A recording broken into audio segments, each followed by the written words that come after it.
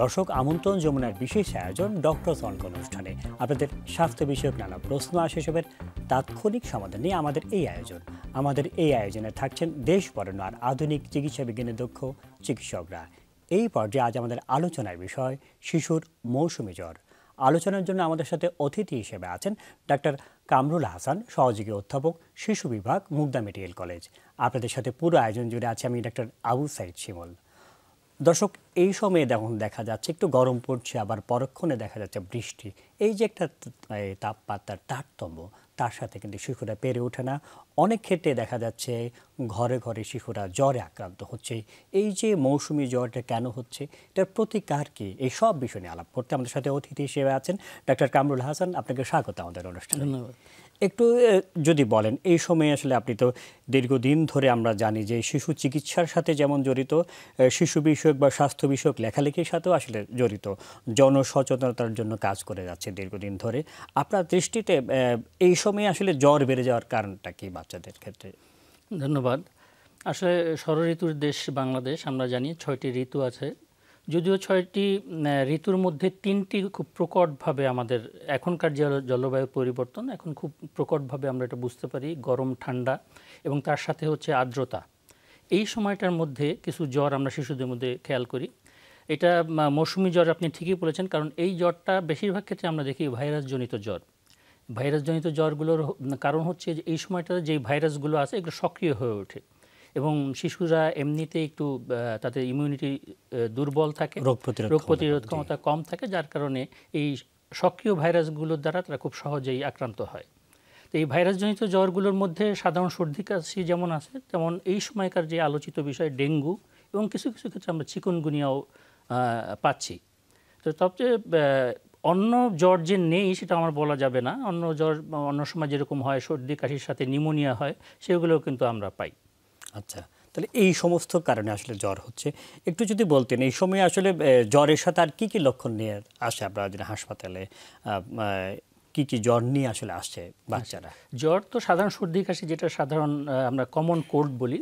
প্রথম যেটা জ্বর হয়, নাক দিয়ে পানি পড়ে, শরীরের তাপমাত্রা বেড়ে যায়। ছোট বাচ্চা যারা কথা বলতে পারে না বা যারা মনের ভাব কথা দিয়ে বোঝাতে পারে না, তাদের মধ্যে একটা খিটখিটে ভাব হয়, তারা খিটখিটে হয় এবং অস্থির হয়ে যায়।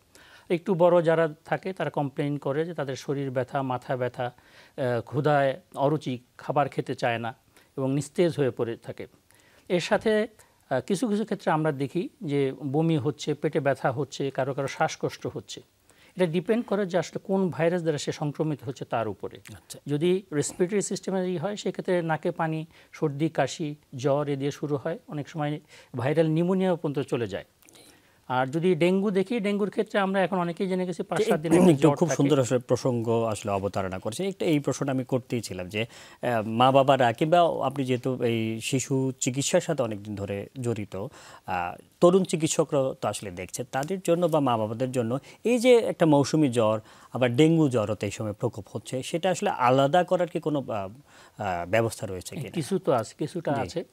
সব ভাইরাস জ্বরই সাধারণত ম্যালেজ, যেটাকে আমরা বলি গা ম্যাজম্যাজ করা, খুব জ্বর উঠে যাওয়া, তারপর ক্ষুধায় অরুচি, এসব নিয়ে আসে। ডেঙ্গুর ক্ষেত্রে আমরা কিছু আলাদা লক্ষণ আমরা দেখতে পাই। সেটা হচ্ছে যে শরীর ব্যথা, চোখে ব্যথা, চোখ যদি নাড়ায় কেউ চোখে ব্যথা বোধ করে, এবং পিঠে ব্যথা, যেটাকে আমরা ব্রেকবোন ফিভার বলি, এবং মাসেলে গিটে গিটে ব্যথা হয়, এই জিনিসটা হয়। এবং কিছু কিছু ক্ষেত্রে আমরা র্যাশ পাই। তো এই সিজনটাকে আমাকে দেখতে হবে যে সিজনে ডেঙ্গুটা হচ্ছে, যেই লোকালিটিতে ডেঙ্গুটা হচ্ছে, এবং সাথে যদি ওই ভাইরাসজনিত জ্বরের সাথে কারো চোখে ব্যথা, পিঠে ব্যথা এবং মাংসপেশিতে ব্যথা হয়, কারো করে বমি, হ্যাঁ ডেঙ্গু, এই কথাটা মাথায় রাখতে হবে। এই সিজনটার জন্য অবশ্যই মাথায় রাখতে হবে। এই সময় আসলে জ্বর হলে ঘরোয়াভাবে আসলে কি কি করা উচিত মা বাবাদের জন্য, যদি একটু বলতে? জ্বর তো আসলে একটা রোগের উপসর্গ মাত্র, এর পিছনে অন্য কারণ থাকে। তবে সব জ্বরেরই চিকিৎসা প্রায় একই রকম। এটাকে আমরা দুই ভাগে ভাগ করি। একটা হচ্ছে ফার্মাকোলজিক্যাল চিকিৎসা, মানে যেটা আমরা ওষুধ দিয়ে করব, আর একটা হচ্ছে নন ফার্মাকোলজিক্যাল চিকিৎসা। তো প্রথম যেটা করতে হবে, যে বাচ্চা যখন জ্বর হবে, গায়ের কাপড় চোপড় একটু পাতলা কাপড় চোপড় রাখতে হবে, গরম কাপড় দিয়ে রাখা যাবে না এক। দ্বিতীয়ত হচ্ছে তার লিকুইড খাবার, তরল খাবারের পরিমাণ বাড়াতে হবে। 3 নম্বর হচ্ছে যে জ্বর যদি খুব বেশি উঠে যায় সেক্ষেত্রে হালকা কুসুম গরম পানি দিয়ে তার শরীরটা মুছে দিতে হবে এবং দ্রুত শুকিয়ে ফেলতে হবে। এটা হচ্ছে ঘরোয়া পদ্ধতি। এবং আপনি তাকে যদি লিকুইড খাবার দেন এটাও কিন্তু শরীরের তাপমাত্রা কমাতে সাহায্য করে, কারণ যখনই জ্বর হয় শরীর থেকে কিন্তু অনেক পানি বের হয়ে যায়, যেটা আমরা বুঝতে পারি না, চোখে দেখা যায় না, ইনসেন্সিবল লস হয়, সেটাও ঘাটতি পূরণ করবে এবং শরীরটা ঠান্ডা থাকবে। এই ঘরোয়া পদ্ধতির পাশে হচ্ছে আমরা জ্বর কমানোর যেই বিশ্বব্যাপী ওষুধ যেটা আছে, আমরা প্যারাসিটামল, সেটা নিরাপদ ওষুধ, সেটা খাওয়াতে পারবে, নির্দিষ্ট ডোজেই উনি খাওয়াতে পারবেন। খুব সুন্দরভাবে বলছে। এই যে ওষুধের কথা বলেন, অনেক ক্ষেত্রে দেখা যাচ্ছে ওষুধ নিয়ে এক ধরনের বিভ্রান্তি থাকে যে প্যারাসিটামল জাতীয় ওষুধ কতক্ষণ পরে খাওয়াবেন, ও সিরাপ খাওয়াবেন না ট্যাবলেট খাওয়াবেন নাকি মলদারে সাপোজিটরি দেবেন, এই সব বিষয় নিয়ে আমরা আলাপ করবো একটি বিরতির পর। দর্শক, অনুষ্ঠানে এই পর্যায়ে নিয়ে নিচ্ছে একটা ছোট্ট বিরতি, সাথেই থাকুন। বিরতির পর ডক্টর সলকল অনুষ্ঠানে আপনাদেরকে আবারও স্বাগত জানাচ্ছি। আজকে আমাদের আলোচনার বিষয় শিশুর মৌসুমি জ্বর এবং আমাদের সাথে অতিথি হিসেবে আছেন ডাক্তার কামরুল হাসান। আমরা আলাপ করছিলাম, খুব সুন্দরভাবে আপনি বলছিলেন যে কী কী লক্ষণ থাকবে, ঘরোয়াভাবে কী করবে। আমরা বিরতির আগে প্রশ্ন রেখেছিলাম যে প্যারাসিটামল জাতীয় ওষুধ নিয়ে এক ধরনের অনেক ধরনের জিজ্ঞাসা রয়েছে, আসলে সিরাপ কখন খাওয়াবে, ট্যাবলেট কখন খাওয়াবে বা সাপোজিটরি কখন দেবে, বা মাত্রাটাও যদি একটু বলে দিতেন। জি, এটা একটা খুব কমন প্রশ্ন এবং সমস্যার মধ্যে সৃষ্টি করে। প্যারাসিটামল জাতীয় ওষুধের যে ফর্মুলেশন আমাদের পাওয়া যায় আমাদের দেশে কমনলি, সেটা হচ্ছে ট্যাবলেট, সিরাপ এবং সাপোজিটরি। ট্যাবলেট হচ্ছে যারা ট্যাবলেট মুখে খেতে পারে, একটু বড় বাচ্চা যারা আছে 5 বছর বা 6 বছরের উপরে, তারা ট্যাবলেট খেতে পারবে। এবং যারা ট্যাবলেট মুখে খেতে পারে না তাদের জন্য আসলে সিরাপ। এই হচ্ছে প্রধান এবং দুটার উপাদান যেহেতু এক, কিন্তু তার পরিমাণ ভিন্ন থাকে। তো ডোজটা আমরা ঠিক করে দেবো ওজন অনুসারে, কিন্তু যিনি ট্যাবলেট খেতে পারবেন তিনি ট্যাবলেটই খাবেন, আর যিনি সিরাপ খাবেন তিনি সিরাপই খাবেন। সাধারণত ছোট যারা, তারা সিরাপ, অনেক সময় ড্রপও পাওয়া যায়, এই দুটোই আমরা দিতে পারবো। সমস্যাটা হচ্ছে সাপোজিটরি নিয়ে। সাপোজিটরি আসলে একটা ইউজুয়াল রুট না। সাপোজিটরি আমরা কখন ব্যবহার করব? একটা অজ্ঞান রোগী যার বমি হচ্ছে, যে মুখে খেতে চাচ্ছে না, তার ক্ষেত্রে আমরা সাপোজিটরির এই রুটটা প্রেফার করব। কিন্তু সাপোজিটরি জ্বর কমিয়ে ফেলবে এরকম না, একই জিনিস, কিন্তু একটা কাজ করে সাপোজিটরি, আপনি দেওয়ার সাথে সাথে জ্বর কমে যাবে, খুব দ্রুত জ্বর কমে যাবে, কিন্তু এটা সাস্টেইন হয় না। কিন্তু যখন আপনি মুখে খাওয়াবেন, পূর্ণ মাত্রা যদি শরীরে ঢোকে, সে জ্বর কমতে একটু সময় নিলেও এই জ্বর প্রশমনের সময়টা কিন্তু দীর্ঘ থাকে। যদি তার বমি না হয়, অনেক সময় যেই সময়টুকু আমরা আশা করি যে জ্বর থাকবে না, সেই সময়টুকু জ্বর কম থাকে। তো মনে রাখতে হবে যে সাপোজিটরি হচ্ছে বিশেষ সময়ে ব্যবহারের জন্য। হঠাৎ করে অতিরিক্ত জ্বর বেড়ে গেলে, দ্রুত নামানোর প্রয়োজন পড়লে, বমি হলে, খেতে না চাইলে, যে বাচ্চা অজ্ঞান বা তার কোনো জ্ঞান নেই, এরকম একটা অবস্থায় আমরা সাপোজিটরি ব্যবহার করব। আর বাকি ক্ষেত্রে চেষ্টা করব মুখে খাওয়ার ওষুধ দিতে। এখন কতক্ষণ পর পর দিব? আসলে প্যারাসিটামলটার ইউজুয়াল ডোজ আমরা যেটা করি 6 থেকে 8 ঘন্টা পর পর, মানে দিনে 3 থেকে 4 বার আপনি খাওয়াবেন। এটা ডিপেন্ড করে জ্বর কতটুকু সময় পর পর আসে। অর্থাৎ সারাদিন ধরে আমরা যে চিকিৎসকরা, একটু যদি আপনি ইন্টারাপ্ট করছি আর কি, যে আমরা চিকিৎসকরা লিখেছি যে 3 বার বা 4 বার, সেটা আসলে সারাদিন ধরে খাওয়াবে তা না। সকালবেলা যদি 100 জ্বর আসে তাহলে খাওয়াবে, দুপুরবেলা যদি জ্বর না আসে তাহলে তো খাওয়াবে না। তাহলে খাওয়াবে না। কিন্তু ভাইরাস জ্বরের ক্ষেত্রে জিনিসটা আমরা দেখি, আমাদের যে অভিজ্ঞতায় বলে প্রথম 2 দিন কন্টিনিউ ফিভার থাকে, যার কারণে আমরা বলি দিই যে প্রথম 2-3 দিন আপনারা এই নিয়ম মেনে খাওয়াবেন। 6 ঘন্টা পর পর, যদি আমি বলি 6 ঘন্টা পর পর, 8 ঘন্টা পর পর বলে 8 ঘন্টা পর পর, এভাবে খাওয়াবেন। এরপরে হচ্ছে যখন প্রয়োজন, কারণ জ্বর একটা সময় রেমিশন হয়, ওই সময়টা যখন সকালে থাকবে সকালে, রাতে থাকলে রাতে, ওই সময় আপনি প্রথম 2-3 দিন একটু রেগুলার বেসিস। আচ্ছা, একটা অনেক সময় দেখা যায় একটু বড় বাচ্চা, যারা 8-9 বছরের বাচ্চা, এরকম আমরা প্রায় মা বাবারা এসে বলে যে সে ট্যাবলেট খেতে পারে না, তাদের ক্ষেত্রে যদি সিরাপ দেওয়া হয় তাহলে ইফিকেসি বা তার যে শক্তি বা কার্যক্ষমতা সেটা কমে যাবে না, যদি আপনি ডোজ ঠিক করে দিতে পারেন। প্যারাসিটামল তো একটা নির্দিষ্ট ডোজ আছে, আমরা প্রতি কেজিতে কতটুকু প্যারাসিটামল দিব একটা নির্দিষ্ট ডোজ আছে। যেমন একটা ট্যাবলেটে আমাদের দেশে 500 মিলিগ্রাম থাকে, কিন্তু একটা সিরাপে থাকে 120 মিলিগ্রাম। এই পার্থক্যটা আমাদের বুঝতে হবে। যে ট্যাবলেট খেতে না পারে, তার যদি মনে করি তার 250 মিলিগ্রাম লাগবে, তাহলে 250 মিলিগ্রামের হিসাবটা আমরা সিরাপে করব। সিরাপের 1 চামচে থাকে 120 মিলিগ্রাম, 2 চামচে 240, কাছাকাছি 250-এর কাছাকাছি, সুতরাং সেটা আমরা দিতে পারবো, এইভাবে ঠিক করব। কিন্তু যেহেতু দুটার মধ্যে প্যারাসিটামল আছে, সুতরাং এফিকেসিতে যদি আমি ডোজ ঠিক মতো দিই কোনো পার্থক্য হবে না। আসলে প্যারাসিটামল নিয়ে অনেক ধরনের প্রশ্ন আছে, আমি আরও কিছু প্রশ্ন করতে চাই। সেটা হচ্ছে অনেক ক্ষেত্রে দেখা যাচ্ছে যে মা বাবারা, আমরা দেখি আর কি, যেটা যে 101 হলে দেখা যাচ্ছে সে আমাকে জিজ্ঞেস করে যে আপনার বাচ্চার বয়স তো 1 বছর 10 কেজি, উনি এসে বললেন যে বাচ্চার জ্বর তো 104 হয়ে গিয়েছিল, আমি 2 চামচ খাইয়ে দিয়েছি। আপনারা যে ডোজ ঠিক করেন সেটা কি জ্বর বেশি হলে বেশি চামচ খাবে, কম হলে কম চামচ খাবে, এরকম, নাকি বয়স বা ওজন অনুযায়ী ঠিক করেন? এক্স্যাক্ট হচ্ছে ওজন অনুযায়ী, ওজন অনুযায়ী পার কেজিতে কতটুকু যায় সেইভাবে আমরা হিসাব করি। জ্বর যদি খুব মানে ফ্রিকোয়েন্টলি আসে সেক্ষেত্রে আমরা ডোজের ফ্রিকোয়েন্সিটা বাড়াই দিই, দেখা যায় 3 বারের জায়গায় 4 বার দিচ্ছি।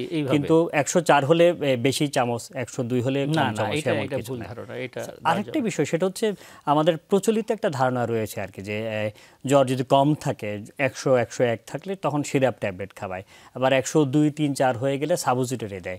এটা আসলে কতটুকু যৌক্তিক? না, যৌক্তিকতা তো ওইখানে সাপোজিটরি দেওয়ার যে ইন্ডিকেশনগুলো আছে, একটা ইন্ডিকেশন আছে যে অনেক জ্বর বেড়ে গেছে, অনেক খুব দ্রুত কমাতে হবে। ছোট বাচ্চা যাদের 5 বছরের মধ্যে, তাদের খিঁচুনি হওয়ার সম্ভাবনা থাকে, জ্বরজনিত যে খিঁচুনি, যেটাকে আমরা ফিব্রাইল কনভালশন বলি, সেই ক্ষেত্রে দ্রুত জ্বর কমানোর ক্ষেত্রে আমরা সাপোজিটরি ব্যবহার করতে পারি। আর বাকি ইন্ডিকেশনগুলো আগের মতোই, মুখে খেতে না পারলে বমি, এগুলো ঠিক আছে। কিন্তু মানে জ্বর অনেক হয়ে গেলে সাপোজিটরি দিলে জ্বরটা নামবে, কিন্তু এই জ্বর কিন্তু আবার খুব দ্রুত ফিরে আসে, কারণ সাপোজিটরি দেওয়ার পর যতটুকু প্যারাসিটামল শরীরে শোষিত হয় সেটা কিন্তু মেজার করা মুশকিল। কিন্তু মুখে দিলে আমি যতটুকু দিচ্ছি কতটুকু অ্যাবজর্ব হবে তার কিন্তু সেটা জিনিসটা কিন্তু ডিফাইন করা আছে, যার জন্য oral form is always preferable than rectal route. আমরা সাপোজিটরি বিশেষ ক্ষেত্রে ব্যবহার করব। অ্যাডভান্টেজ শুধু একটাই, যে খুব বেশি জ্বর যদি অল্প সময়ের মধ্যে দ্রুত উঠে যায়, দ্রুত নামাতে পারে, কিন্তু সাস্টেইনড ইফেক্ট নিতে হলে আপনাকে এই সময় ঘন্টা মেপেই আপনাকে ওরাল প্যারাসিটামল দেওয়াটাই যুক্তিযুক্ত। খুবই সুন্দর। আমরা মোটামুটি প্যারাসিটামল নিয়ে আমরা মনে করি যে এই অনুষ্ঠানটা মা বাবারা যদি দেখে থাকে তাদের সকল ধরনের আমরা বলো কনফিউশন যেটা, সেটা দূর হবে। আরেকটা বিষয়, এই সময় অনেকেই প্রশ্ন করে তার খাওয়া দাওয়াটা কেমন হবে শিশুর এই সময়, জ্বরের সময় বাচ্চাদের কি কি খাওয়াবো আমরা? ধন্যবাদ। জ্বরের সময় আসলে একটু রুচি কমে যায়, এই জন্য আমরা যেটা বলি, প্রথম কথা হচ্ছে তাকে লিকুইড খাবারটা দিতে হবে। লিকুইড খাবারের মধ্যে শুধু যে পানি তা না, লিকুইড খাবার দুধ হতে পারে, স্যুপ হতে পারে, ফলের রস, তাজা ফলের রস হতে পারে, যেটা তার রুচিতে নেয়, সে যে নিতে চায় সেই জিনিসটা আমরা দেওয়ার চেষ্টা করবো, তার হাইড্রেশন মেনটেন করার জন্য, অ্যাজ ওয়েল অ্যাজ টেম্পারেচার কমানোর জন্য। তারপরে আমরা চেষ্টা করবো যখন জ্বরটা কমে যায় ওই সময় খাবারটা দিতে, কারণ জ্বর যখন থাকে শিশুরা কিন্তু খেতে চায় না, খিটখিটে মেজাজের হয়ে যায়। আমি সবসময় বলি যে আপনি জ্বরের ওষুধ দিবেন, ওষুধ দেওয়ার আধা ঘন্টা থেকে 45 মিনিট পরে দেখবেন জ্বর কমতে থাকবে, ওই সময় শিশু সুস্থ বোধ করবে, ওই সময়টা খাওয়ানোর চেষ্টা করবেন। স্বাভাবিক খাবার যেটা সে খায় সেই খাবার এবং একটু প্রোটিন সমৃদ্ধ খাবার আমরা দিতে বলি। লিকুইডের বাইরে একটু প্রোটিন সমৃদ্ধ, সহজে আপনার হজম হয় এই ধরনের খাবার তাকে দিতে হবে। কিন্তু সারাদিনই খাচ্ছে না, সে তো আরও দুর্বল হয়ে পড়বে, এটা অ্যাসেস করা তখন প্রবলেম হয়ে যায় আমাদের ক্ষেত্রে। জ্বরটা কমবে ওই সময় আপনি চেষ্টা করবেন তাকে খাবারটা অফার করার জন্য, তাইলে শিশু খাবে। খুব সুন্দর, খুব সুন্দরভাবে বলছেন যে আমার মনে হয় খাবার নিয়ে যে বিভ্রান্তি সেটা মা বাবাদের নিশ্চয়ই দূর হবে। মায়ের খাবার আসলে কি কেমন হবে এই সময়, বিশেষ করে যারা বুকের দুধ দিচ্ছেন সেই মায়েদেরকে খাবারকে আলাদা কোনো বিষয় মা যদি রেগুলার তার যেই ডায়েটটা আছে সেটা নেন, তাতে আলাদা খাবার এমনি প্রয়োজন নেই। তবে দুধ যদি বাচ্চা একটু বেশি খায় সেক্ষেত্রে তার লিকুইড খাবারের পরিমাণটা একটু বাড়িয়ে দিলে সুবিধা হয়। বাচ্চা যদি অন্য খাবার খেতে না, যারা বুকের দুধের উপর ডিপেন্ডেন্ট 2 বছর পর্যন্ত, তারা যদি জ্বরের সময় অন্য খাবার খেতে না চায়, কিন্তু এরকম আমরা প্রায় শুনি যে শুধু বুকের দুধ খাচ্ছে, অন্য কিছু খেতে চাচ্ছে না, তো মাকে তখন বারবারই বুকের দুধ দিতে হয়। সেই সময় মা তার স্বাভাবিক খাবারের পাশাপাশি একটু তরল খাবার, দুধ হতে পারে, পানি হতে পারে, ফলের জুস হতে পারে, স্যুপ হতে পারে, একটু বাড়িয়ে দিতে পারেন, তাহলে দুধের ফ্লোটা ভালো থাকবে সবসময়, মা ও ডিহাইড্রেশনে ভুগবে না। এই যে জ্বরের কথা বললাম, জ্বর মাপা নিয়ে এক ধরনের বিষয় রয়েছে যে কীভাবে মাপবে, কোন থার্মোমিটার নিয়ে মাপবে, এই সকল বিষয় নিয়ে আমরা আলাপ করবো একটি বিরতির পর। প্রিয় দর্শক, অনুষ্ঠানে এই পর্যায়ে নিয়ে নিচ্ছে একটা ছোট্ট বিরতি, সাথেই থাকুন। বিরতির পর ডক্টর সাউন্ড কল অনুষ্ঠানে আপনাদেরকে আবারও স্বাগত জানাচ্ছি। আজকে আমাদের আলোচনার বিষয় শিশুর মৌসুমি জ্বর, এবং আমাদের সাথে অতিথি হিসেবে আছেন ডাক্তার কামরুল হাসান। আমরা বিরতির আগে প্রশ্ন রেখেছিলাম যে জ্বর মাপাটা কেমন, কিভাবে বাচ্চাদের জ্বর মাপতে হবে? জ্বর মাপার একটাই যন্ত্র আমাদের কাছে আছে, সেটা হচ্ছে থার্মোমিটার। সেটা বিভিন্ন ফর্মে আছে, পারদ থার্মোমিটার আছে, কিছু আছে ডিজিটাল থার্মোমিটার, করোনার সময় আমরা দেখলাম যে ইনফ্রারেড থার্মোমিটার, কিছু আছে ফিভার স্ক্যান, এখন যেসব বাচ্চা আমরা নর্মালি মুখের তাপমাত্রাটাকে প্রেফার করি, যেসব বাচ্চা মুখে থার্মোমিটার নিবে না সেসব বাচ্চাকে আমরা মুখে থার্মোমিটার দিব না, তাদের ক্ষেত্রে বগলে দিতে পারি। যে কোনো থার্মোমিটার হতে পারে, সেটা পারদের হতে পারে বা ডিজিটাল যেটা হতে পারে। সময়টা আমাকে খেয়াল করতে হবে। যদি আমি মুখে দিই তাহলে আমার 1 মিনিটই যথেষ্ট তাপমাত্রাটা নেওয়ার জন্য, আর যদি বগলে দিই তাহলে 3 মিনিট রাখতে হবে। আর যেসব বাচ্চা একেবারেই মানে জ্বর মাপতে দিচ্ছে না তাদের ক্ষেত্রে আমরা ফিভার স্ক্যান বলে একটা পাওয়া যায়, স্ট্রিপ পাওয়া যায়, এটা কপালের উপর দিলে ওটা কাছাকাছি টেম্পারেচার দেয়। আর এখন আমি অনেকের কাছেই দেখেছি করোনার সময় ইনফ্রারেড থার্মোমিটার এসেছে, ওটা খুব অল্প সময়ের মধ্যে কাছাকাছি নিয়ে জ্বরটা মাপা যায়।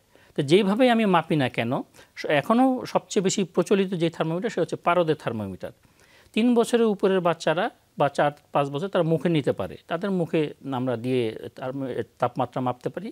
আর যারা একেবারেই মুখে দিতে চাচ্ছে না তাদের বগলের নিচে দিয়ে আমরা তাপমাত্রা মাপবো। জ্বরের সাথে দেখা যাচ্ছে কিছু কিছু অনেক সময় বাচ্চাদের খিঁচুনি হয়, এটা কেন হয় বা এটা চিকিৎসা কি? হ্যাঁ, এটাকে আমরা বলি জ্বরজনিত খিঁচুনি বাচ্চাদের, এবং স্নায়ুতন্ত্র সবচেয়ে কমন রোগ হচ্ছে এটা। এই সাধারণত আমরা দেখি যে 5 মাস থেকে 5 বছর পর্যন্ত এই বয়সে যে বাচ্চারা আছে এই বাচ্চাদের জ্বর হলেই খিঁচুনি হওয়ার একটা প্রবণতা আছে, এবং এটা অনেক সময় ফ্যামিলিতে রান করে, ভাই বোনের মধ্যেও রান করে। তাপমাত্রাটা যখন খুব দ্রুত বাড়তে থাকে এই সময়টায় বাচ্চার একটা খিঁচুনি হয়। এই খিঁচুনিটা সাধারণত খুব অল্প সময়ের মধ্যে হয়, দেখা যায় 15 মিনিটের কম সময় হয়, সারা শরীরেই হয়, এবং খিঁচুনির পরে বাচ্চারা আবার স্বাভাবিক হয়ে যায়। এই যে জ্বরটা আসে, এই জ্বরটা শরীরের অন্য কোনো জায়গায় কোনো সংক্রমণ হয়, সংক্রমণ থেকে জ্বরটা আসে। কিন্তু একটা জিনিস খেয়াল করতে হবে যে এই জ্বরটা যাতে আমাদের মাথার মানে মস্তিষ্কের সংক্রমণের জন্য না হয়, তখন সেটা অন্য রোগ হয়ে যাবে। যদি শরীরে কোথাও সংক্রমণ থাকে তার জন্য জ্বর হয় এবং এই জন্য খিঁচুনি হয়, এটাকে আমরা বলি জ্বরজনিত খিঁচুনি বা ফেব্রাইল কনভালশন। এটা একটা খুব সাধারণ একটা রোগ, অনেক বাচ্চারই হয় এবং বাচ্চারা ভালো হয়ে যায়, একটা সময় পরে ভালো হয়ে যায়। এবং এই বাচ্চাদের আসলে কোনো খুব জটিল চিকিৎসার কিছু নাই, জ্বর কমানোর ওষুধ এবং যাতে খিঁচুনি না হয় জন্য আমরা 2-3 দিনের জন্য খিঁচুনি যাতে না হয় একটা ওষুধ দিয়ে রাখি। মোটামুটি একটা লম্বা সময়ের 5 থেকে 6 বছর 6 বছর পর্যন্ত এটা হতে পারে। আমরা অনুষ্ঠানে একদম শেষ পর্যায়ে চলেছি যে আমরা তো ঘরোয়া চিকিৎসার কথা শুনলাম, একটু যদি মা বাবাদের বলতেন কি কি লক্ষণ দেখা দিলে মা বাবারা এটা বুঝতে পারবেন যে না আর বাসায় রাখা উচিত না, এখন আমাকে হাসপাতালে নিয়ে যেতে হবে? আসলে 2 মাসের নিচে যে কোনো শিশুর যদি জ্বর হয়, যাই হোক না কেন কারণ, ডাক্তারের কাছে আপনাকে নিতে হবে। তারপরে একটু উপরে যদি উঠি, আমরা যদি দেখি জ্বর 101-এর উপরে উঠে যাচ্ছে, বাচ্চা খাওয়া দাওয়া ছেড়ে দিচ্ছে বা তার সাথে অন্য কোনো সমস্যা হচ্ছে যেমন খিঁচুনি অথবা শ্বাস প্রশ্বাসের সমস্যা হচ্ছে, অতিরিক্ত বমি হচ্ছে, খাবার যা দিচ্ছি তাই ফেলে দিচ্ছে, এই সময়টা বাসায় রাখাটা ঠিক হবে না। এইসব লক্ষণ দেখা দিলে অবশ্যই দ্রুত হাসপাতালে নিতে হবে। ডাক্তার কামরুল হাসান, এতক্ষণ আমাদের সাথে থাকার জন্য আপনাকে অসংখ্য ধন্যবাদ। শুধু দর্শক যেমনটি শুনছিলেন, যেসব লক্ষণ দেখা দিলে অবশ্যই হাসপাতালে নিতে হবে। এছাড়া সকল শিশুকে আপনি বাসায় রেখেই পর্যাপ্ত খাবার দাবার, নিয়মিত প্যারাসিটামল জাতীয় ওষুধ খাওয়ালেই আমাদের শিশুরা সুস্থ থাকবে। আমাদের শিশুরা সুস্থ থাকুক, আমরা সুস্থ থাকি, এই কারণে আজকের মতো বিদায় নিচ্ছি। আল্লাহ হাফেজ।